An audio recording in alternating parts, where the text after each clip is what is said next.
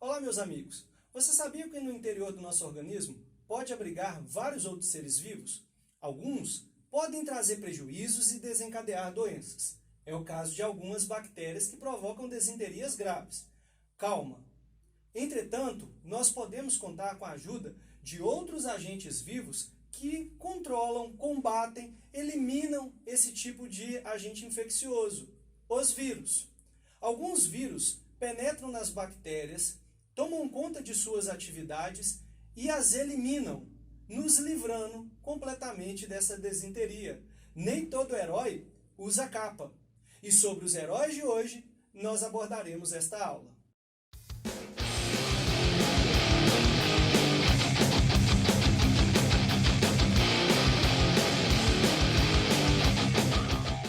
Quando estudamos os vírus, sempre há uma pergunta que é inevitável de não ser feita. Afinal, vírus é ou não é ser vivo? Para responder essa pergunta, primeiro vamos analisar esses dois pontos característicos dos vírus. Vamos separar em características de seres vivos e características de matéria bruta. Vem comigo. Estou separando essa tabelinha aqui com alguns itens sobre características de ser vivo. Primeiramente, observe que o ser vivo possui material genético, que é uma característica de todo e qualquer ser vivo. Segundo, ele tem a capacidade de se reproduzir, que é outra característica de ser vivo. E terceiro, este material genético pode sofrer mutações, variações, ou seja, pode evoluir. Também é característica de ser vivo. Observe essa segunda tabela agora, que eu trago as características de matéria bruta. Observe que os vírus não possuem célula. Matéria bruta não tem célula.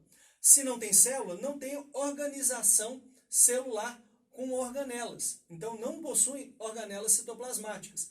Além de não possuir organelas citoplasmáticas, não realiza metabolismo. E observe essa última característica, onde nós temos a capacidade de cristalizar. Ser vivo não tem esse tipo de característica. Então, são características intrínsecas à matéria bruta. Meus amigos, olhando essas duas situações, característica de ser vivo, característica de matéria bruta, nós ficamos um pouco com a balança. Na hora de realizar uma prova, é importante você levar em consideração essa questão, que a maior parte do meio científico considera os vírus como seres vivos. Portanto, há uma grande possibilidade, quase que unânime, de todas as questões virem trazendo esta tônica: vírus é ser vivo. Para isso, é importante sabermos as características de seres vivos e as características de matéria bruta, como fizemos anteriormente, tá? De certo, o que temos sobre os vírus é que eles são parasitas intracelulares obrigatórios. Isso quer dizer que, para se reproduzir, precisa penetrar numa célula, hospedar uma célula, ok?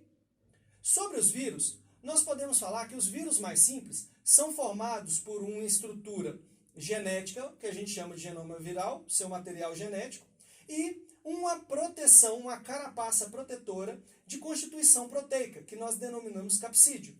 Observe essa imagem. Aqui nós temos uma estrutura de um vírus mais simples. Repara que essa estrutura mais externa é o que nós chamamos de capsídeo. Ela tem natureza proteica. No seu interior fica alocado o genoma viral, ou seja, o material genético. Essa é a estrutura básica de um vírus. É importante salientar que essa não é a única estrutura viral que podemos encontrar. Existem também os vírus envelopados, onde além do capsídeo, eles possuem um envelope herdado da membrana plasmática de sua célula hospedeira.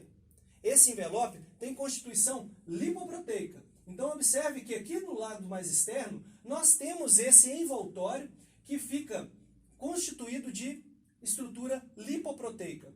Isso aqui ele obteve a partir da herança da sua célula hospedeira. Então ele carrega consigo parte da célula, no caso, este envelope. Os vírus são classificados de duas formas: vírus de DNA, que são chamados de adenovírus, e vírus de RNA, que são chamados de ribovírus. Analisando o processo reprodutivo de um adenovírus, podemos classificar a sua reprodução em ciclo lítico e ciclo lisogênico. Vamos estudar cada ciclo detalhadamente. Vem comigo. No ciclo lítico, onde a palavra lítico sugere o rompimento e morte da célula hospedeira, o vírus se aproxima da célula, adere o teu capsídeo à membrana e secreta uma enzima de penetração. Essa enzima de penetração formará um canal de comunicação entre o citoplasma e o interior do capsídeo, de maneira que o material genético viral consiga chegar ao citoplasma. Observe essa figura. Aqui nós temos uma estrutura viral, certo? Vamos utilizar o bacteriófago como o vírus, né? O exemplo de vírus. Ou seja, essa célula então é uma bactéria. Esse bacteriófago irá aderir o teu capsídeo à membrana da bactéria, secretará uma enzima de penetração e fará com que o material genético seja transferido para o interior do citoplasma. A partir de agora, a bactéria começará a sintetizar proteínas virais. De que maneira? Esse material genético é um DNA, ou seja, nós estamos falando de um adenovírus. Então, esse DNA irá passar pelo processo de transcrição, formando um RNA-M, e esse RNA-M será levado ao ribossomo bacteriano. Ali começa a produção das proteínas virais. Além disso, material genético viral e as enzimas que poderão ser utilizadas para poder romper a membrana na hora que os vírus estiverem prontos, ou mesmo as enzimas de penetração quando os vírus estiverem no meio extracelular.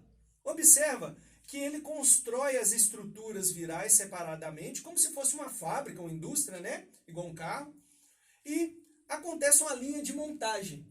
Então o vírus é primeiro produzido as estruturas para depois ele ser, entre aspas, aí, construído, ou seja, montado. A partir do momento que o vírus está montado, está pronto, enzimas são secretadas de maneira a romper a membrana plasmática. Com o rompimento da membrana plasmática, liberam-se os novos vírus no meio extracelular. O que acontece agora? Essa célula que teve a sua membrana rompida morre. Um outro tipo que faz parte da reprodução viral, um ciclo, nós chamamos de ciclo lisogênico. No ciclo lisogênico, não há ruptura da membrana e nem morte da célula hospedeira. Da mesma forma que acontece no ciclo lítico, observem aqui, o vírus se aproxima da célula-alvo. Ao aproximar, ele vai aderir o capsídeo à membrana plasmática da célula. Secretará a enzima de penetração. O material genético será transferido para o interior da célula. Agora nós temos as diferenças. O material genético viral, neste momento, se torna circular. Isso é para facilitar a localização do ponto de adesão entre o material genético viral e o material genético celular. Uma vez que ele encontra esse ponto de adesão, ele se une ao material genético celular. E a partir de agora, esse material genético com o material viral se chama profago. É importante salientar que a célula continua a sua atividade normalmente. O vírus não altera absolutamente nada na vivência da célula, até mesmo na reprodução. E isso é interessante para o vírus, pois quando a célula se reproduzir, uma vez que ela tem na sua composição genética o material viral, esse material viral, esse genoma viral, será perpetuado com as novas células, ou seja, ele será distribuído, duplicado e distribuído com as novas células. Isso é interessante. Agora, também é importante salientar que esse material viral ele está inativo. Quando ele se torna ativo, ele desencadeia o ciclo lítico, ou seja, produz um RNA-M por meio da transcrição. Esse RNA-M é levado diretamente para os ribossomos, acontece a tradução, montagem e construção dos vírus e assim desencadeia o ciclo lítico, com a lise da célula e os vírus extravasando ao meio extracelular. Como foi dito anteriormente, nós também temos os vírus de RNA. Lembrando que ele possui um envelope de característica lipoproteica. Esses vírus se ligam às células hospedeiras por meio de proteínas. Vamos observar essa imagem? Aqui nós temos o vírus de RNA, onde tem o seu material genético e ele apresenta externamente o envoltório que herdou da célula hospedeira. No caso aqui nós temos o envoltório lipoproteico. Observa que na região mais externa dele, ele apresenta alguns pontinhos que nós chamamos de espículas. Essas espículas funcionam como uma espécie de senha. Da mesma maneira que você utiliza o login e senha para acessar suas redes sociais pessoais, o vírus possui essas espículas como senha para poder acessar o interior das células. caso a espícula seja compatível com a célula que ele está tentando hospedar, o material genético será transferido para o interior dela. Caso contrário, será negado esse acesso. É importante salientar que, ao adentrar a célula, o vírus será reproduzido e todas as proteínas virais também construídas. E suas proteínas N e proteínas H formarão espículas que garantirão a liberação no meio extracelular. É importante também deixar claro para vocês que os vírus de RNA, ou seja, os ribovírus, possuem 3 classificações básicas. Então, quando o ribovírus introduz o teu material genético, o RNA viral, na célula hospedeira, e este genoma precisa ser transcrito, observem isso, transcrito em RNA-M, para depois realizar a síntese proteica, nós classificamos este vírus como vírus com RNA negativo. Ou seja, o RNA penetra no interior da célula, esse RNA ele serve de molde para a produção de um RNA-M para depois proceder à síntese proteica. Um exemplo de vírus de RNA negativo é o vírus da raiva, ok? Agora, quando o ribovírus penetra no interior da célula hospedeira e imediatamente este RNA que adentrou a célula serve de RNA-M, ou seja, ele passa pelos ribossomos para a síntese proteica viral, nós denominamos o vírus como vírus de RNA positivo. Ano de 2020, o tão falado coronavírus é um exemplo deste vírus, ok? Agora nós temos um vírus que introduz o seu RNA na célula. Esse RNA, ao invés de servir de RNA-M ou de molde para a produção de outro RNA, ele serve de modelo para a edificação de uma fita de DNA. É mesmo, ácido desoxirribonucleico. Então, a partir desse RNA, formará uma fita de DNA. Ele irá formar essa fita de DNA com auxílio de uma enzima chamada de transcriptase reversa. Esse palavrão mesmo aí complicado, tá? Transcriptase reversa. Ao produzir essa fita, não existe fita de DNA simples. Nós temos a ação de uma outra enzima que nós chamamos de DNA polimerase, que termina de formar o par dessa fita, ok? E aí sim nós temos uma dupla hélice. Essa dupla hélice, depois, quando for ativa para poder sintetizar as proteínas virais, irá transcrever em RNA-M para depois realizar a tradução, ou seja, a síntese proteica. Para esse tipo de vírus, nós denominamos retrovírus. E o exemplo clássico é o vírus do HIV. Galera, é importante salientar que os ribovírus nem sempre desencadeiam a lise celular.